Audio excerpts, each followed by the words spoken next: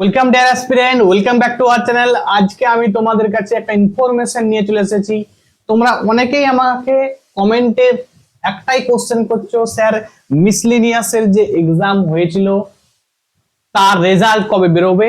Most important question. বারবার তোমরা কিন্তু এই কোশ্চেনটা আমার কাছে করছো এবং অনেকে করছো যে স্যার মিসলেনিয়াস এক্সামের মেনটা কবে হবে। এই দুটো কোশ্চেন কিন্তু প্রচুর করছো এবং আমাকে অনেকে হোয়াটসঅ্যাপে ওই কোশ্চেনটা কিন্তু করেছে।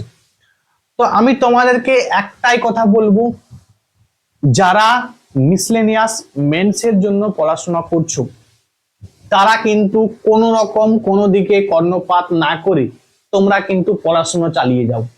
বারবার বলছি যে যদি তুমি ভাবো এ বলছে ওবিসি কেসের জন্য পরীক্ষা হবে না, সে বলছে এই কেসের জন্য ওই কেসের জন্য এক্সাম হবে না, সমস্ত কথা তুমি কান থেকে ঝেড়ে ফেলে দাও।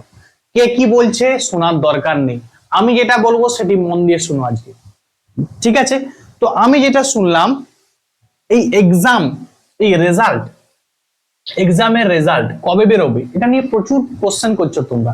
তো আমি তোমাদের একটাই কথা বলবো, যেটা আমি শুনলাম যে এই মাসের কিন্তু শেষের দিকে রেজাল্ট বেরোতে পারে, শেষের দিকে, শেষের দিকে রেজাল্ট বেরোতে পারে। এই মাসের শেষের দিকে কিন্তু রেজাল্ট বেরোনোর একটা সম্ভাবনা আছে, ঠিক আছে? আমি একটা নিউজ পেপার থেকে দেখলাম যে মিসলেনিয়াস এক্সামের যে রেজাল্ট সেটা কিন্তু এই মাসের শেষের দিকে বেরোতে চলেছে, ঠিক আছে?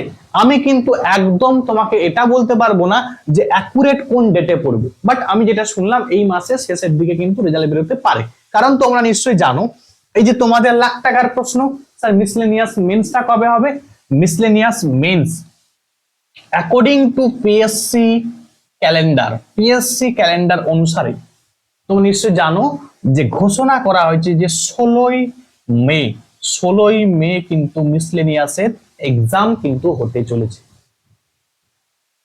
তো একটাই কথা বলবো, কুর্সি কা পেটি বাঁধ লো, মৌসুম বদলনে वाला है। সময় হাতে আছে কতদিন স্যার? 60 ডে, 60 ডেজ তোমার কাছে আর হাতে আছে। এই 7 দিনে তুমি কি করবে, ঠিক আছে? মানে তোমার মানে কি বলবো, ঘুম থেকে ওঠা থেকে শুরু করে একদম ঘুমানো পর্যন্ত ইচ অ্যান্ড এভরি টাইম তুমি মেনটেন করবে, ঠিক আছে? দরকার পড়লে তুমি ভাবো যখন তুমি ঘুমাতে যাবে যে আমার আজকে সারা দিনটা কিভাবে অতিবাহিত হয়েছে।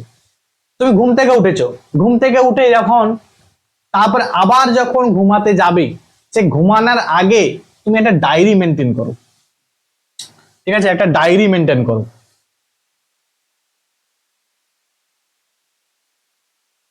এবং এই ডায়েরিতে তুমি লিখে রাখো, ঠিক আছে, যে আমি আজকে সারা দিন কোথায় কোথায় সময়টা আমার অতিবাহিত করেছি।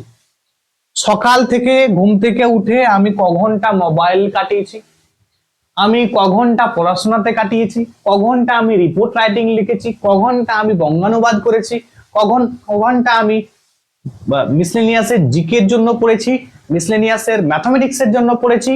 এটা তুমি তোমার ডায়েরির মধ্যে মেনটেন করো, কারণ এই 60টা দিন তোমার কাছে কিন্তু ইম্পর্টেন্ট। 60 দিন তোমার জীবন কিন্তু পরিবর্তন করতে পারে এবং এই 60 দিনই তোমার যেমন জীবনকে পরিবর্তন করে তোমাকে খুশির মুখ দেখাতে পারে এবং এই 60 দিনই তোমাকে কিন্তু অনেক জীবনে দুঃখ দিতে পারে। এই 60 দিন কিন্তু তোমাকে 2 বছর পিছিয়ে দিবে। তাহলে এই 60টা দিন কিন্তু তুমি সময় আর নষ্ট করো না। কে কি বলছে বলুক না, এক্সাম যদি 16ই মে আমি ধরেই নিচ্ছি হবে না, ঠিক আছে, কিন্তু তুমি যে প্রিপারেশনটা নিয়ে রাখলে তোমার প্রিপারেশনটা তো বৃথা যাবে না। তুমি এই প্রিপারেশনকে তুমি তোমার যদি 1 মাস পরে যদিও আমার মনে হয় যে 16ই মে কিন্তু এক্সাম হবে। এবার যদি কেউ বলে যে স্যার এক্সাম হলোই না, কোনো কারণবশত এক্সাম হলো না, 10 দিন পিছিয়ে গেছে, তোমার তো সুবিধা হলো, তুমি 10 দিন এক্সট্রা পাবে বোনাস হিসাবে, 60 দিনের জায়গায় তোমার 70 দিন হয়ে গেল, ঠিক আছে? তুমি ওই সময়টাকে কাজে লাগাও।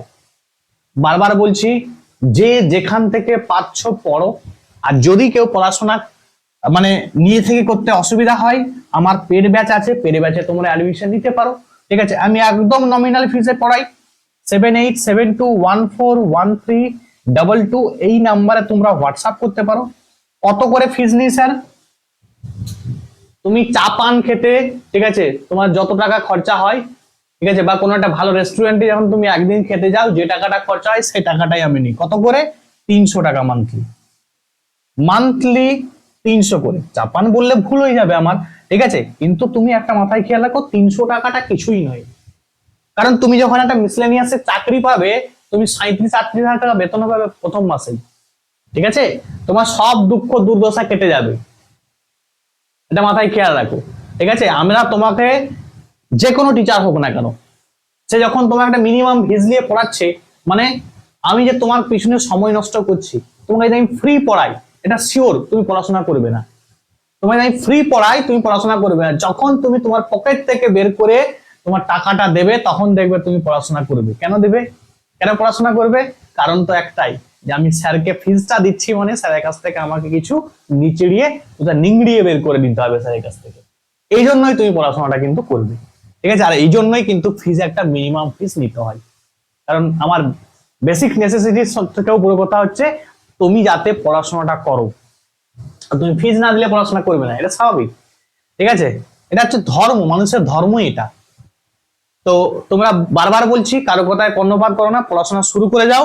রেজাল্ট কিন্তু এ মাসের শেষের দিকে দিতে পারে, যদিও না দেয় কোনো ব্যাপার নেই, ঠিক আছে। তুমি মাথায় খেয়াল রাখো, 16ই মে আমার এক্সাম আছে, ঠিক আছে। আমি প্রিপারেশন নেবো এই 60 দিনে। আমার প্রত্যেকটা সময়, ইচ অ্যান্ড এভরি টাইম আমার ডায়েরির মধ্যে মেনটেন থাকবে, ঠিক আছে। ডায়েরির মধ্যে লেখা থাকবে যে কোন দিনে তুমি কোনটা শেষ করছো, ঠিক আছে। তো আজকে এখানে পর্যন্ত। Thanks for watching. প্রত্যেকে ভালো থাকবে, প্রিপারেশন শুরু করে দাও, কারো কথায় কর্ণপাত করবে না, ঠিক আছে। চলো।